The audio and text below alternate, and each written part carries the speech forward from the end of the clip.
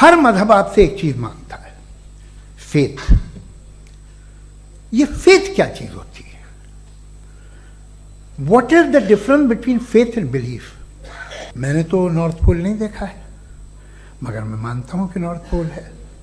میں کیوں مانتا ہوں؟ انہوں نے کہا کہ فیتھ اینڈ بلیف یہ ایک ایسی ڈیفینیشن ہے فیتھ کی جو انہوں نے پہلی مرتبہ پیش کی ہے، یا معاف کیجئے گا انہوں نے پہلی مرتبہ پیش نہیں کی ہے، رچرڈ ڈاکنز نے پہلی مرتبہ پیش کی ہے. مجھے معلوم ہے یہ سورس کہاں سے ہے. ایپسٹیمولوجیکلی فیتھ اور بلیف کا فرق آپ اس طرح نہیں کر سکتے سر. فیتھ صحیح بھی ہوتا ہے، غلط بھی ہوتا ہے. بلیف صحیح بھی ہوتا ہے، غلط بھی ہوتا ہے. جو لاجک، ریزن اور ایویڈنس سے بیکڈ ہوگا وہ فیتھ صحیح ہوگا. اور آپ جس فیتھ کی بات کر رہے ہیں کہ ان لاجیکل ہے اور اس کے پیچھے نہیں ہے، تو we are on the same page. ہم نہیں مانتے اس فیتھ کو.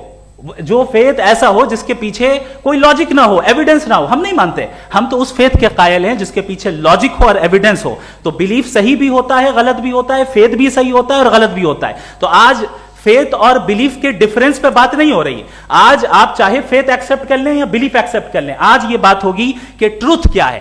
چاہے ٹرو بلیف صحیح ہے یا ٹرو فیتھ صحیح ہے، اور فالس فیتھ کیا ہے اور فالس بلیف کیا ہے، بات اس پہ ہو رہی ہے.